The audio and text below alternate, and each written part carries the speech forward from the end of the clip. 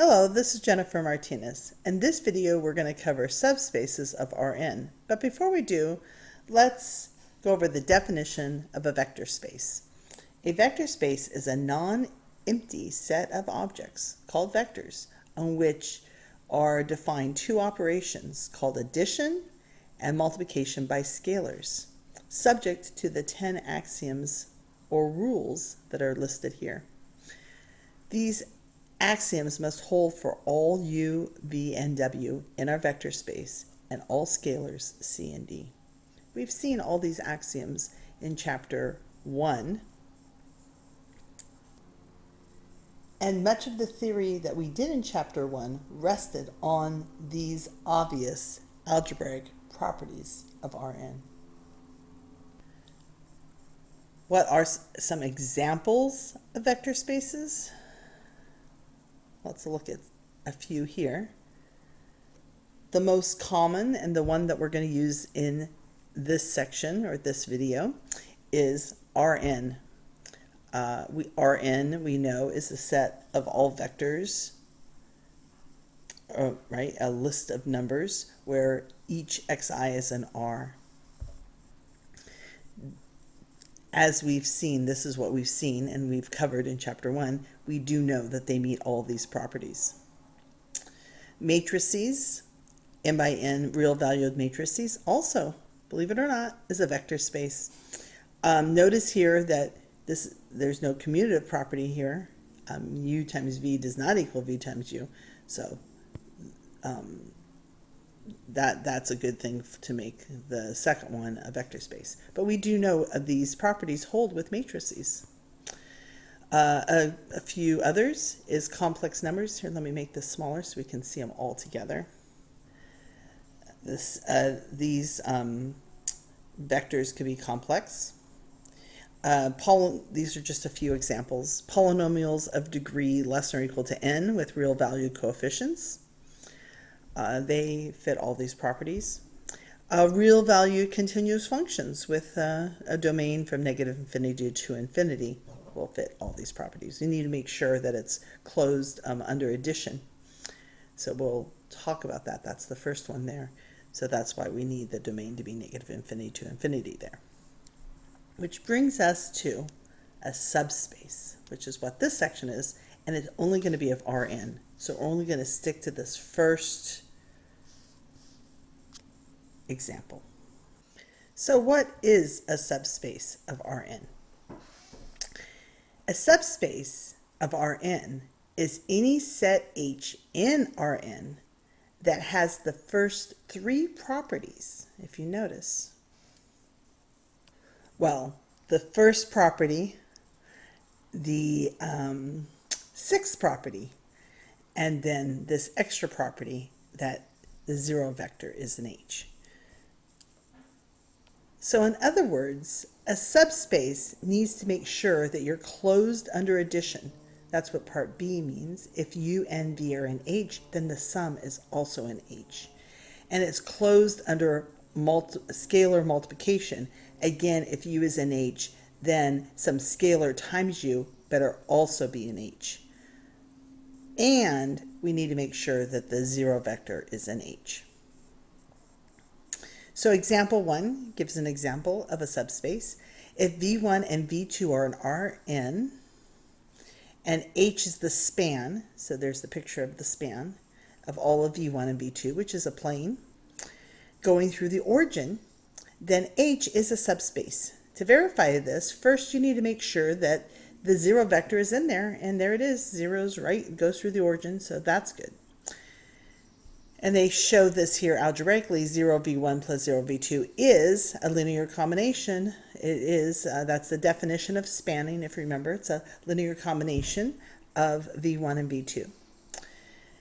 So now let's show it's closed under addition. So to show it's closed under addition, we're going to take two arbitrary values, or two arbitrary vectors, I should say, in H. So here's U and here's V. And U, therefore, is a linear combination of V1 and V2. And V is a linear combination of V1 and V2.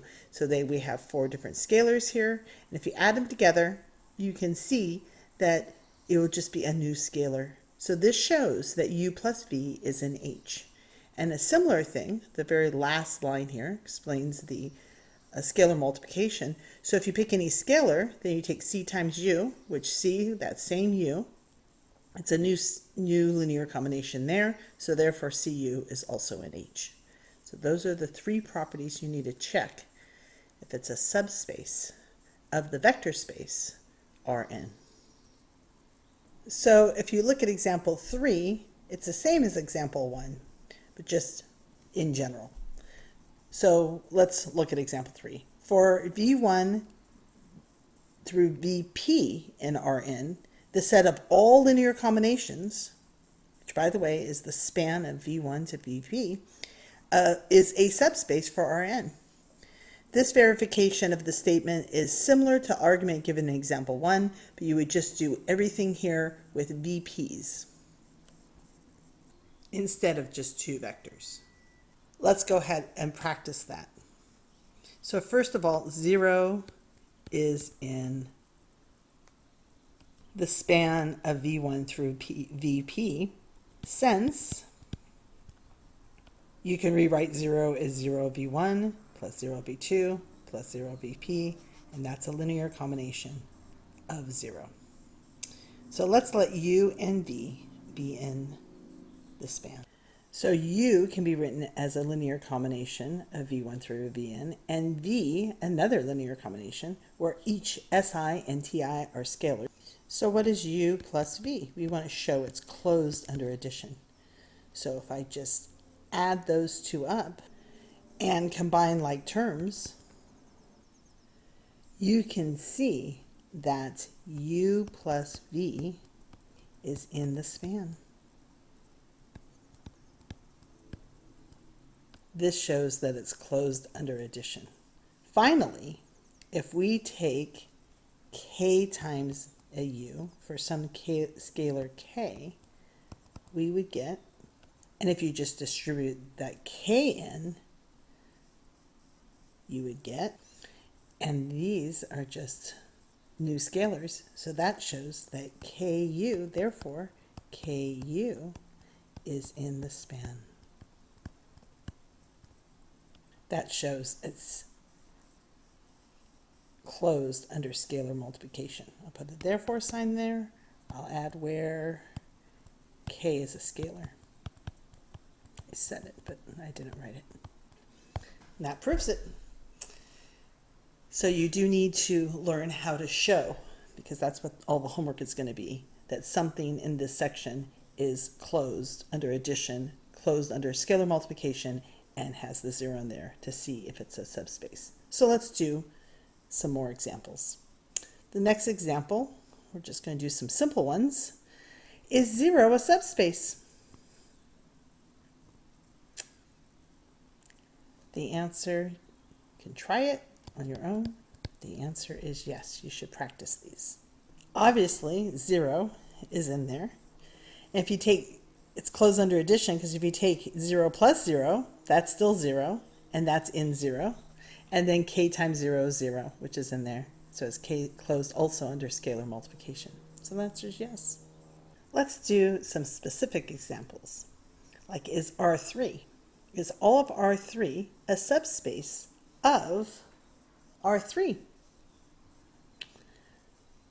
Well, we know R3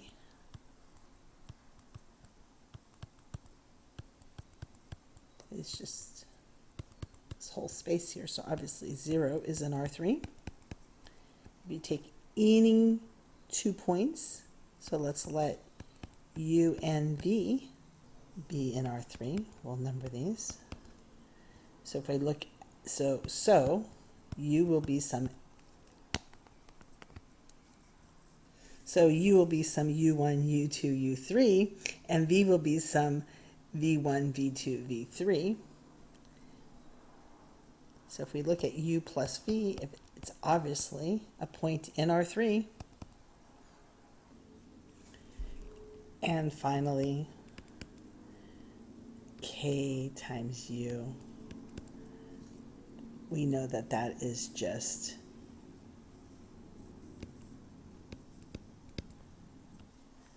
the following, which is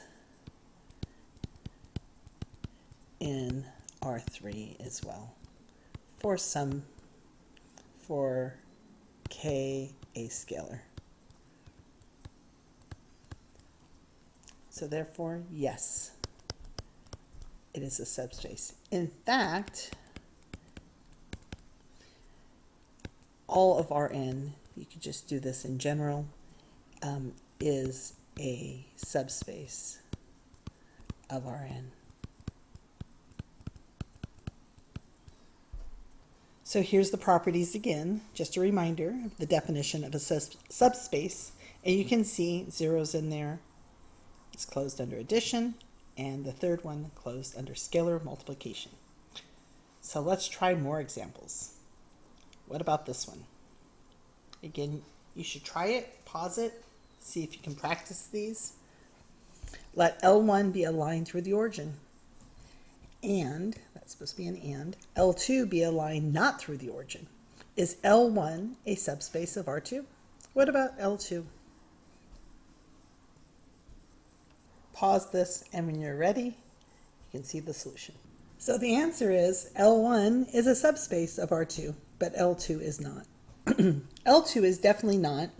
Let's start with L2. The first property does not hold. L2 is not a subspace since 0, 0, the zero vector in R2 is 0, 0, and it is not in our L2. L1 is. So let's look at the solution for that. Well, we just saw that 0, 0 was not in L2, but it is in, L1. So let's look and see if it's closed under addition. Here is one solution. I was thinking of it as terms and spanning. If L1, let me draw a picture of this, V1 and V2 are both on, let's call that V1 and let's call that V2, or on L1, for instance, V2 must be some sort of multiple of V1. So therefore, when you add them together, it's going to be still a multiple of V1. Hence, it is still on that line.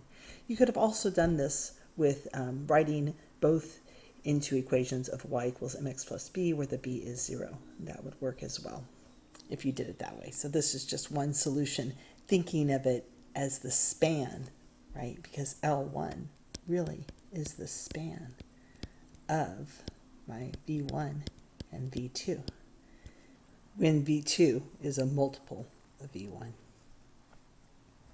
Number 3, you can actually show this one as well with using y equals mx plus b, but we can see here that any constant times V1 is on that line. What about this example? If H is the set in R2, the x comma y such that both x and y are positive and x and y are in the real numbers, a subspace. By the way, this just means, is quadrant 1 in R2 a subspace? Which, by the way, is very similar to problem number 1 in your homework, or I think it is number 1 in your homework. So go ahead and try this one. So what'd you get? The answer should be no. Zeros in there. It is closed under addition, but the problem is it is not closed under scalar multiplication. So let's go ahead and look at 3. H is not a subspace of R2, since if we let K be equal to -2 and U be in R2, so U would be written as some R1 and R2, where U1 and both U2 are positive. If we look at K times U, where K is -2, you can see both the X and the Y coordinates are negative. So it's not in H, since -U1 is negative and -U2 is negative. And that concludes our first video for subspaces.